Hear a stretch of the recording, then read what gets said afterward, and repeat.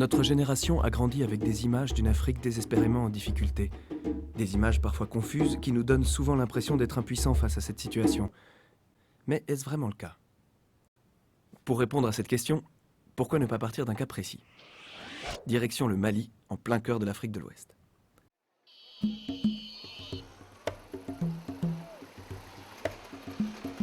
Le Mali, c'est l'un des pays les plus pauvres au monde. 90% de sa population vit avec moins de 2 $ par jour et un tiers souffre de malnutrition.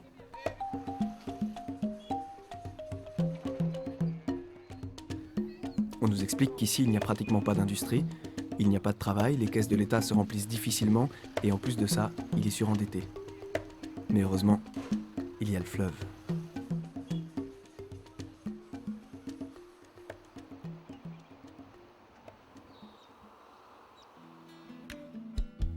Le Niger, c'est le pétrole du Mali, comme on dit ici. Une richesse inestimable qui facilite le commerce, et puis surtout, c'est de l'eau pour l'agriculture.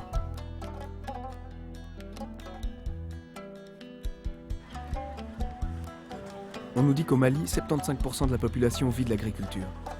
Difficile à imaginer pour nous quand on sait qu'en Europe, ce chiffre s'élève à peine à 6%.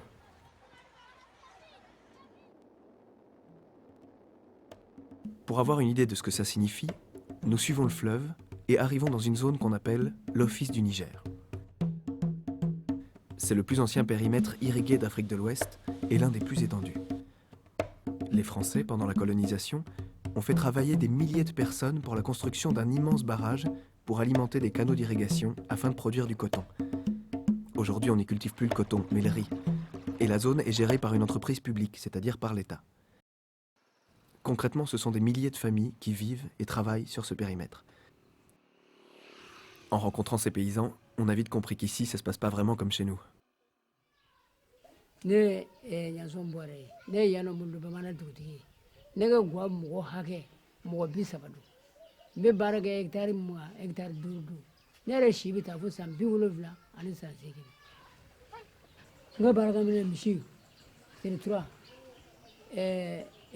Seri, RSI, Wotro, Unifali, Ame Barakani.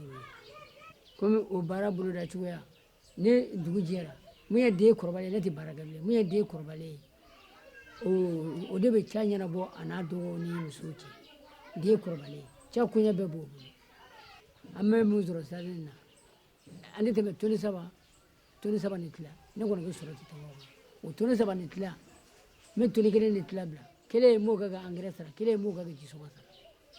L'agriculture familiale, c'est ça. Ce sont de petites exploitations gérées par la famille et dont la production est destinée prioritairement à sa propre consommation. Et cette façon de travailler est loin d'être marginale.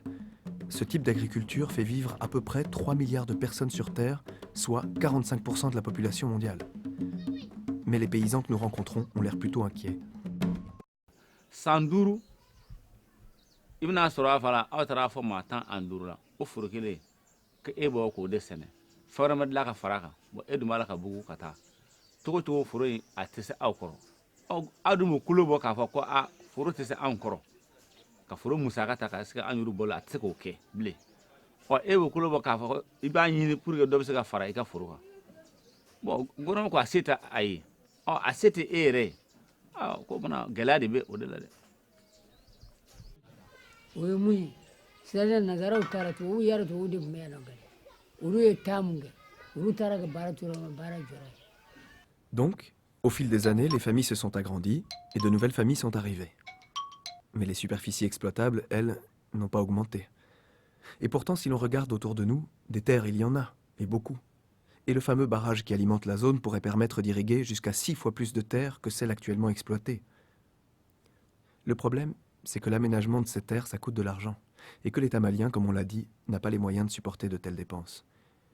L'argent dont il disposait jusqu'à présent provenait essentiellement de l'aide internationale et d'institutions financières comme la Banque mondiale. Aujourd'hui, ces apports financiers tendent à diminuer. Par contre, un nouvel acteur montre de l'intérêt pour la zone, les investisseurs privés. En effet, depuis peu, l'État accepte de céder des centaines de milliers d'hectares à des sociétés transnationales et à des grands propriétaires terriens qui ont les moyens de financer eux-mêmes l'aménagement des terres et le réseau d'irrigation. Une solution qui lui a été largement suggérée par la Banque mondiale. Mais que pensent les anciens de la zone de leurs nouveaux voisins? Dans sa logique, le gouvernement pense que quand il y a beaucoup de superficie, on aura une production assez conséquente pour servir tout le pays. Donc c'est pour l'autosuffisance alimentaire et une sécurité alimentaire. Mais nous ne pensons pas forcément de la même manière. Et il y a une libre circulation, en tout cas sur les textes, c'est permis, circulation des biens et des hommes. Donc ceux qui produisent ici, ils peuvent exporter. Ce n'est pas forcément cette production qui va rester au Mali. Surtout quand les gros investisseurs là vont venir maintenant, ce qui est sûr, nous on va disparaître. Ils vont se nourrir de nous. Donc quand nous aussi on risque de disparaître aussi, vous voyez ce que ça fait. Ça existe dans beaucoup de pays, c'est pas seulement en Afrique seulement, hein, même dans les pays européens, des pays aussi qui sont comme ça. Donc l'agriculture familiale disparaît de jour en jour. Bon, ça c'est souvent des inquiétudes que les uns et les autres soulèvent, les petits producteurs par rapport aux gros investisseurs qui viennent. Quel est l'avenir des petits producteurs? Je suis sûr et certain que les petits producteurs existeront. Dans la mesure où ces gros investisseurs qui viennent ont des objectifs très clairs et très précis, ils ont des objectifs, ils ont des obligations de rentabilité qui les amènent à choisir les spéculations en conséquence et même les modes d'intervention en conséquence. Donc c'est dire qu'à côté de cela, nous aurons toujours des périmètres communautaires avec des petits exploitants qui vont pouvoir produire et subvenir aux besoins locaux. Il a sans doute raison, la cohabitation est possible, mais je ne suis pas sûr que c'est vers ça qu'on aille, vers une cohabitation harmonieuse. Pour qu'elle soit possible, il faut qu'on ait une cohabitation relativement équilibrée. Et pour ça, il faudrait qu'il y ait une réelle politique aujourd'hui d'appui aux exploitations familiales. Or, ces exploitations familiales sont aujourd'hui dans des grosses difficultés. Si on ne fait rien, elles vont s'affaiblir de plus en plus et un grand nombre va se retrouver exclu. Le deuxième problème, c'est le risque de déséquilibre qu'on va avoir si on a dans une zone 20 000 petits exploitants et qui exploitent 80 000 hectares et en face 50 exploitants qui exploitent 150 000 hectares. On va se retrouver devant un déséquilibre important et probablement une difficulté de l'État et de l'Office du Niger à assurer un service de l'eau équitable entre les différents utilisateurs. Ceux qui prônent cette politique d'ouverture aux investisseurs privés ne semblent pas se soucier des conséquences sur la population locale. Les paysans de l'Office, eux, sont conscients de la nécessité d'une politique qui protégerait les exploitations familiales et ne manquent pas d'arguments pour faire valoir leurs intérêts.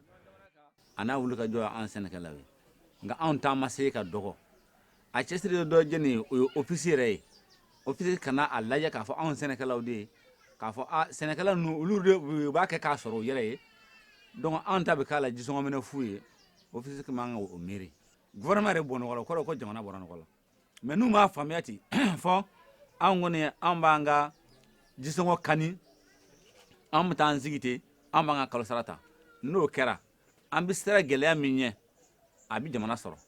Bon, je pense que les petites exploitations, c'est des exploitations qui ont une expérience de dizaines d'années. Donc la maîtrise de la technologie est là. Et c'est des paysans. Je vous ai dit que c'est un mode aussi. Nous produisons pour consommer, mais en même temps, nous vendons le surplus. Donc même si nous n'arrivons pas à produire suffisamment, nous sommes obligés de rester. Un homme d'affaires qui vient pour se faire de l'argent, quand il voit que le riz chute, il ne va plus cultiver le riz. Donc chez nous, les petites exploitations, c'est une production garantie, bon an, mal an. Ensuite, les petites exploitations en riziculture, c'est reconnu par tout le monde. La production sur une petite exploitation, c'est toujours plus que la production sur une grande exploitation. Et les grands pays producteurs de riz, tout le monde sait que c'est des petites superficies. Ce n'est pas des centaines de milliers d'hectares. Et en zone Office du Niger, nous estimons que l'agriculture familiale, c'est la forme idéale pour augmenter la productivité et garder ce qu'on appelle le ciment social. J'ai rencontré un responsable d'un pays européen, je lui ai parlé de l'aspect social, il me dit que le social, ça ne se mange pas. C'est faux, j'estime que le social, ça se mange. Au Mali, comme dans la plupart des pays où une majorité importante de la population dépend de l'agriculture familiale, les paysans s'organisent afin de faire entendre leur voix. Le mouvement paysan malien compte un nombre important de militants et se veut un interlocuteur que le gouvernement ne peut éviter. Dans ce mouvement, on retrouve des syndicats comme le Sexagon. L'Office du Niger est capable aujourd'hui, si les producteurs sont suffisamment organisés et s'ils sont accompagnés honnêtement, de nourrir le Mali et même d'exporter vers les pays voisins. Je suis convaincu de cela. Une bonne organisation et nous arrivons à le faire. Nous sentons que nous avons affaire aujourd'hui à un mouvement paysan qui est parfaitement conscient des enjeux mondiaux et qui ne veut pas perdre le contrôle des ressources productives. Si on veut que les Africains restent chez eux et qu'ils vivent dignement chez eux, il faut qu'on arrête donc de leur tenir un double langage qui consiste à dire ouvrez vos économies, soyez compétitifs, en sachant qu'il s'agit d'une compétition qui ne profite qu'à l'investisseur étranger. Les multinationales, c'est des machines à sous qui ne regardent pas la société, mais qui sont là pour broyer, pour faire tout simplement le profit. Et j'estime qu'il est temps d'arrêter. Et moi, je ne souhaite pas voir mes petits-fils un jour qu'on les appelle des indigènes sur leur propre terre et qu'ils soient parqués dans des zones. Et je me battrai pour ça. Et je pense que toute personne intelligente doit aller dans ce sens et lutter contre. La lutte, de mon point de vue, se mène ici et ailleurs. Donc nous pensons que ce sont les citoyens du Nord, et plus particulièrement des Européens avertis, qui peuvent aussi mettre la pression nécessaire sur les centres de décision là-bas. Et on est tenu aujourd'hui, ici et là-bas, de comprendre globalement dans quelle barque on nous embarque tous et comment nous en sortir. Comprendre, c'est ce que nous avons tenté de faire durant ce voyage. Nous avons eu l'occasion de découvrir le quotidien de paysans maliens. Nous nous sommes rendus compte que les problèmes rencontrés par ces paysans découlent bien souvent de décisions prises à l'autre bout du monde par une poignée de dirigeants. Décisions trop éloignées des réalités des populations dont elles déterminent le sort. Nous avons compris que ces dirigeants sont en fait influencés par les intérêts économiques d'une minorité. Au Mali, on prive les paysans de leurs terres et de l'euro pour laisser la place à des sociétés transnationales sous prétexte que celles-ci sont plus profitables à l'économie nationale. Nous avons tout ici et nous avons les moyens de faire beaucoup de choses. Mais il y a d'autres choses que nous ne pouvons pas faire. Là, nous avons besoin de l'appui extérieur. Et ils connaissent les pistes. Ils nous montrent les pistes et puis on regarde si cette piste est praticable pour nous, en fonction de nos moyens. C'est comme ça que j'entends le développement.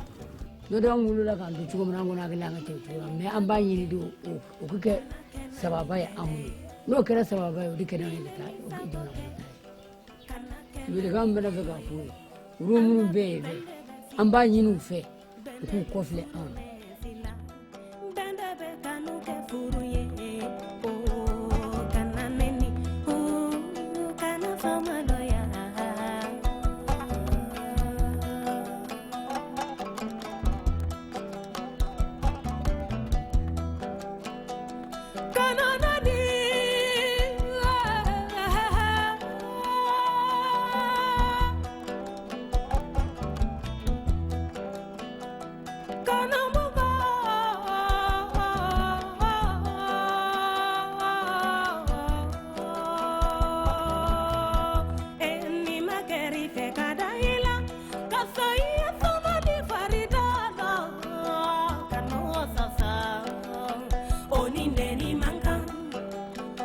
Tonya